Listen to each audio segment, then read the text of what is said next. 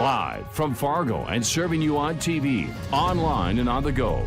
This is Valley News Live at 10.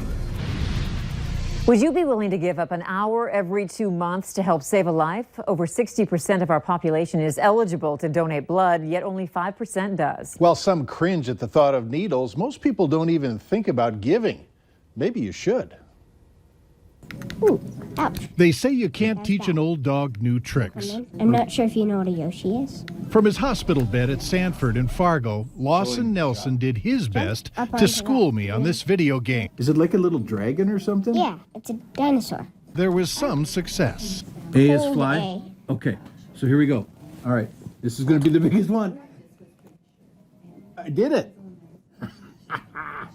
Lawson has been a frequent visitor to the hospital since being diagnosed with leukemia in August. He's like any 8-year-old. Ask him about his ongoing battle, he shrugs his shoulders. But He's much more interested in gaming. So press X to get it back. Wait, oh. You did it. A variety of blood products have been used during Lawson's treatment. They let you sit and eat for 15 minutes afterwards. People like Tony Dahl play a huge role in providing blood to those in need. Why not, really? I got blood, you need blood. Win-win. Tony has rolled up his sleeves every 6 to 8 weeks since he was in high school. My veins are tricky, so rarely do they ever get me on the first stick. He knows all too well what donating can do, from its impact on his father's recovery years ago. One day just low and out, next day up and at 'em and happy. The only thing they did is give him a pint of blood. To his newborn son, who spent the first days of his life in NICU. Well, he has had a few donations and a couple, what do they call them, transfusions. Unfortunately for me, they take O negative and I'm O positive, so just something they do with babies. Yeah. Tony recently reached the 100 pint mark. That's close to 12 gallons. Oh, they put a little diamond next to it. Yep. He has his sights set on 200, possibly 300 pints, which would get his name on a board recognizing elite donors. Small matter. I got a ways to go, but I'm going to be here for a while. So they're just going to have to put up with me for another 100 donations. Our donors come back the most and are the most willing to come back again and again, and if they're called upon, they will be here. Ooh. 1 in 7 people entering the hospital will need blood. In our region, 250 donors are needed every day to meet the demand among almost 70 area hospitals. For people like Tony Dahl, giving is easy. It's the vast majority who don't but could that need to be convinced. Try this. Could you say no if it were a cute kid battling leukemia? It's got to be tough to go through that at a young age. So I'm lucky enough to be able to help him out. I'm told that Lawson is out of the hospital back home with his family in Stanley, North Dakota. His mom tells me he's doing well, but on Monday we'll have to resume chemo treatment. That'll likely happen once a month. Now, if you're interested in giving blood, but you have questions about eligibility, I've got a phone number for you. It's coming up on the screen right there. Toll free, 1-800-289-4923. If you didn't get that, it'll be on our website, valleynewslive.com. Just click on this story. 2 people were taken to the hospital tonight following a rollover at the intersection of Highway 10 and 34th Street South. Valley News Live viewer Nick Barrera says he was waiting to turn east at the intersection when he saw a red car fly into the intersection heading southbound. Then it rolled at least 3 times. Barrera says a person was ejected from the red car before resting in the ditch off of Highway 10. He added that tires and car parts were scattered after the accident. We're waiting for information from authorities on what happened. There's some good news tonight regarding the young boy who was tossed over a 3rd-floor balcony at the Mall of America. The 5-year-old's parents say test results show he is improving. He suffered broken bones and severe head trauma when falling an estimated 39 or 40 feet to the hard floor of the mall.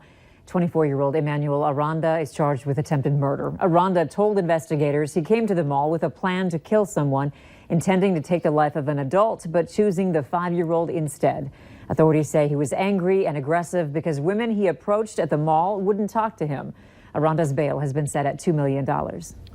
Authorities in Grand Forks want you to know about a high-risk sex offender that's moved into the area. They say Dylan Blake Littlewind recently moved to 515 North 47th Street, number 303. Littlewind has been convicted for aggravated sexual contact of a minor in 2014.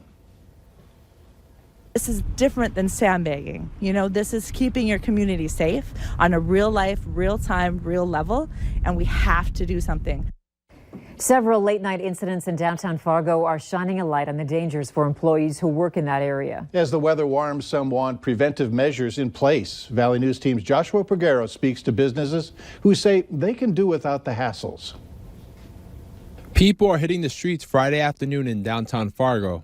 It's the late-night crowd, however, that's stirring up trouble. There have been, I believe, 4 different accounts I've had to call the police, and I've worked here since the end of January. Insomnia Cookies doesn't close until 3 a.m. Skylar Reynolds works most nights alone behind the register with another person doing deliveries. Reynolds says on Monday a man wouldn't leave the delivery person alone. She came running back in and told me to lock the doors and call the police because there was a man covered in blood running at her. A few doors down, Fargo police responded to Subway on Thursday. Barbara Villela says a man kept harassing an employee. She started sharing with us that this wasn't the first time he'd been in the store, and he comes back multiple times, and the police couldn't find him. Villela and her friend waited until the store closed to walk the employee to her car. My mission here is just to make sure that we stop something bad from happening. This isn't the first time. This isn't the second time. This isn't the third time. One of the concerns that was raised among some of the employees we spoke to is that in the late night hours, there aren't many people that are out. And so whenever an intoxicated person shows up to their business, it's hard to kick them out.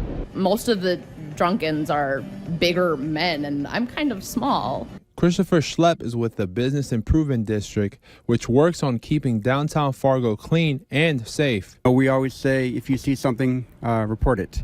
And report it to one of my safety ambassadors or call the police department. Schlepp says it's about making Fargo safe for everyone. In Fargo, Joshua Peguero, Valley News Live. The Business Improvement District, through the Downtown Community Partnership, currently has one safety ambassador patrolling the streets of downtown Fargo, and they're hoping to increase that number sooner rather than later. A local singer and songwriter is warning people after someone broke into his garage in South Fargo. Aaron Simmons had over $2,000 worth of sound equipment stolen from his locked garage. He says thieves punched out the keyhole, pulled the wires through the hole, and connected them, which is how they opened his garage door. It's just an unfortunate situation because it's going to be hard for to come to terms with the fact that it's probably not going to surface. I would like it to, but it's probably not going to. Police recommend that people do not keep valuable items in their garages because they're easy to get into. They also recommend installing security cameras.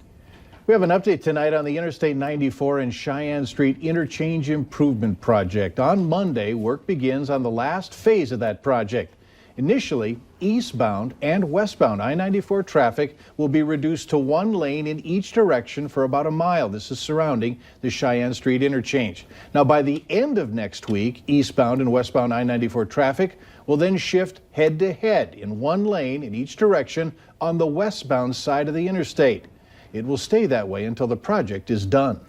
Authorities are hoping they won't be needed, but they want to be ready just in case. These are Becker County Sheriff's deputies training for a cold water ice rescue.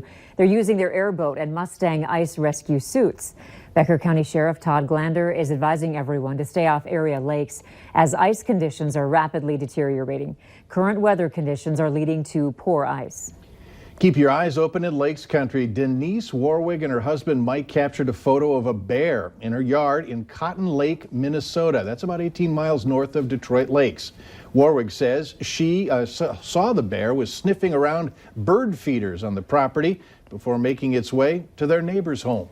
One of the artifacts saved from Monday's fire at Paris's Notre Dame Cathedral was the Crown of Thorns. It's regarded as the cathedral's most sacred relic. The crown was placed on the head of Jesus Christ at his crucifixion. Now a fragment of it is on display in Chicago. The thorn relic was given to a monastery in Europe by King Louis IX of France. It was donated to Chicago's St. John Cantius Church back in 2004. Ever since, the 2.5-inch sliver of wood encased in an elaborate gold vessel has been put on display each Holy Week. The relic includes part of the cross, text in Latin, and an official wax seal. Thousands of people have traveled every Holy Thursday and Good Friday to see the 2,000-year-old item. Violent storms spawned possible tornadoes today, capping a wild week of weather across the southern part of the United States. These pictures are from North and South Carolina, where powerful winds toppled trees and power lines. The storms caused a number of injuries, including one fatality. Storms moving eastward are expected to linger until later tonight.